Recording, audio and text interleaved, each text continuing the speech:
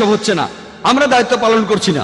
আল্লাহ প্রতিশ্রুতি দিয়েছেন কোরআনে, সব মিলিয়ে মোট 3টি আলাদা জায়গায়। সূরা সাফের 9 নম্বর আয়াতে উল্লেখ করা হয়েছে, সূরা তাওবা 33 নম্বর আয়াতে উল্লেখ করা হয়েছে, এবং পবিত্র কোরআনে সূরা ফাতার 28 নম্বর আয়াতে বলা হয়েছে, হুয়াল্লাযী আরসালা রাসূলাহু বিল হুদা ওয়াদ দীনিল হক লিইয়ুযহিরাহু আলাদ দীনি কুল্লি। আল্লাহ তার রাসূলকে পাঠিয়েছেন পথ নির্দেশক এবং সত্যের দিন সহ, যাতে করে এটা অন্য সমস্ত দিনের উপরে থাকে, অন্য সব দিন দর্শনের উপরে থাকে। ইসলাম অন্য সব ধর্মের উপরে অবস্থান করবে।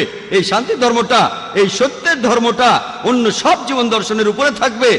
আর সাক্ষী হিসেবে আল্লাহ যথেষ্ট। এটা হয়তো অমুসলিমরা অপছন্দ করবে, এটা হয়তো মুসলিমরা অপছন্দ করবে, ইসলাম অন্য সব ধর্মের উপরে অবস্থান করবে।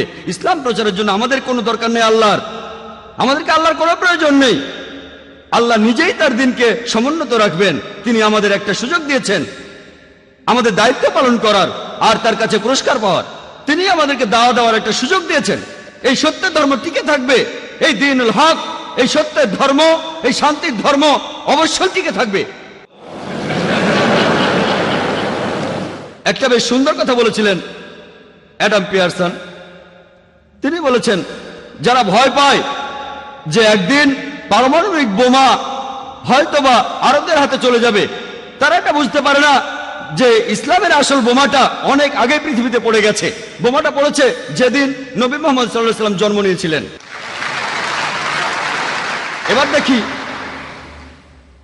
মিডিয়া ইসলামের